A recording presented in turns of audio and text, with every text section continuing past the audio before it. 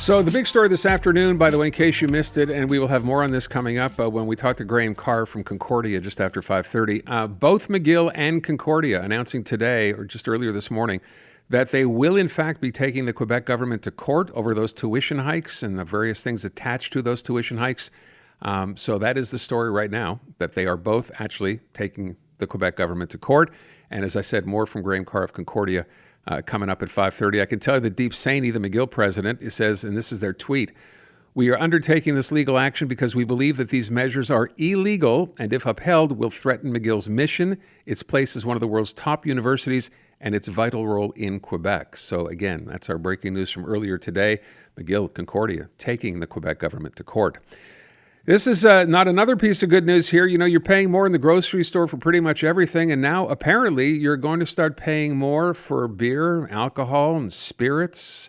Saw this story earlier this morning. The Canada Revenue Agency published the government's updated excise duty rates for beer, wine, and spirits. That number is 4.7%, and apparently is the largest one-time federal alcohol tax hike on Canadians in the past 40 years, and it goes into effect April 1st. So Luke Chapman, Vice President of Federal Affairs for Beer Canada, is on the line. I think we spoke about this probably a month or two ago when I think a lot of people got together and said that the government should reconsider its decision here to increase taxes. So first of all, Luke, what does this mean when it says the Canada Revenue Agency just advised about this? Does that mean it's guaranteed to happen, or what happens next?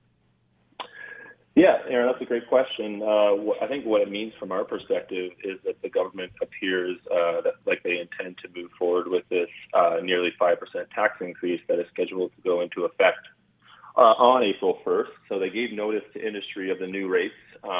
This will mark the 8th federal tax hike since 2017 on beer, since this inflation indexing mechanism was imposed. So obviously not the best time for another tax increase on Canadian consumers or, businesses like restaurants and bars that depend on beer sales for revenue. As you just noted, Aaron, the price of everything is going up, and we're trying to avoid this tax increase from going into effect. And how do you do that exactly? I know there's been a sort of a lobby, if you will, to cap it at 2%. Where's that?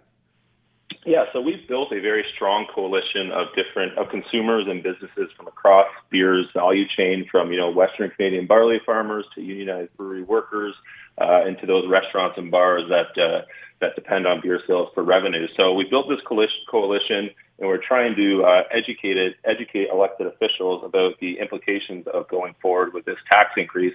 And I do think we are making some progress, and we are still feeling somewhat optimistic that the finance minister will make the right decision and cancel or at least cap this increase before April 1st. We got some good news last week. The House of Commons Finance Committee voted unanimously to pass a motion that caps the increase. So, elected officials, MPs from all parties, Liberal, Bloc, NDP, and Conservative, all voted in favor of capping this increase. And I think, again, it's the appropriate decision to make, considering all the challenges Canadians are facing and businesses as well. Yeah, well, from a perspective of businesses, right, we don't take that into account. We just think the consumer ends up paying more here if this in fact happens. But we know bars, restaurants have been struggling to begin with. Your contention is this will only make it worse.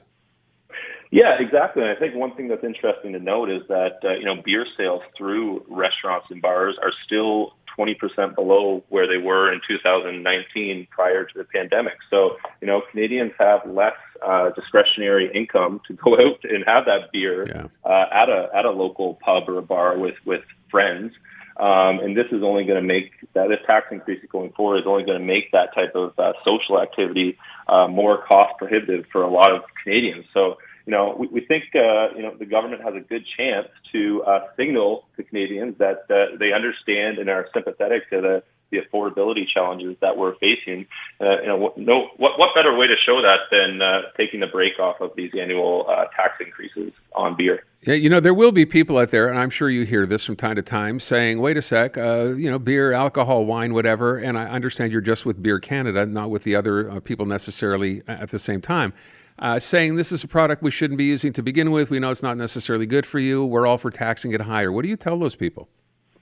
Yeah, I think brewers are the most aware that they're going to be paying taxes, and the reality is right now in Canada, almost 50% of the retail price of beer is taxed. So I think it's important that you take into consideration that starting point.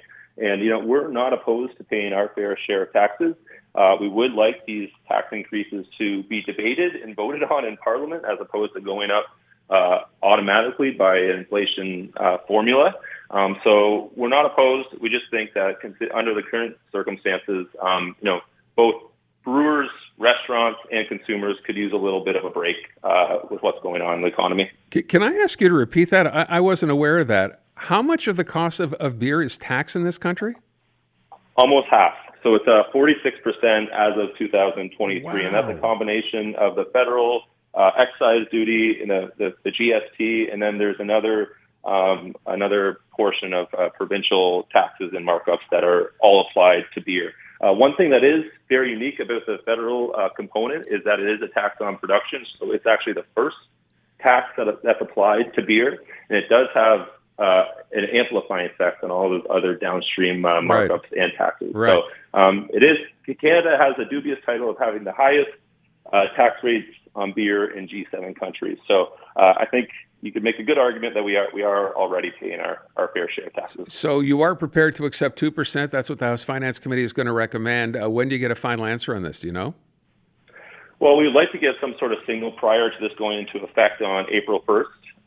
We've been in regular communication with the Finance Minister's office, and we know there's a good group of Liberal MPs that are raising this within the caucus. So we are, remaining optimistic and hoping that it is in the federal budget. Whether or not that comes before or after April 1st, we are hoping for that. I heard you say now we have the highest beer taxes, you believe, in the G7. Am I correct? Is that what you said? Or the highest tax on alcohol?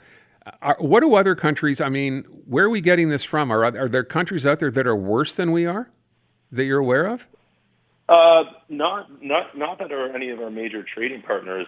We would be, we'd have a much higher rate than the U.S., the UK, Wow. Australia, Japan. Japan actually just last year announced that they were reducing their tax rates to encourage more of their citizens to go to restaurants and bars and enjoy a pint of beer.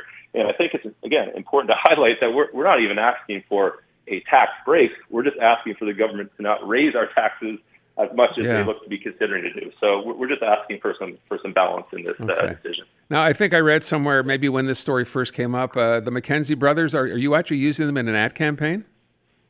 That's right. So if you go on our social media channels, you'll see some good sound bites from the Bob and Doug McKenzie brothers. So I encourage you to check that out, or check out our website, hereforbeer.ca, and you can be entertained with some good content there. Might as well have some fun. Hey, thanks so much, Luke. Appreciate the time. All right. Appreciate it. Thanks. There you go. So, that's what the government is apparently looking at. Biggest increase in 40 years for spirits and beer, 4.7%. And as you heard him say, they're not asking for nothing. They're just saying, could we keep it to 2%? And I had no idea. Did you know that? 46% of the price of beer is in tax? It's like buying gas. That's crazy.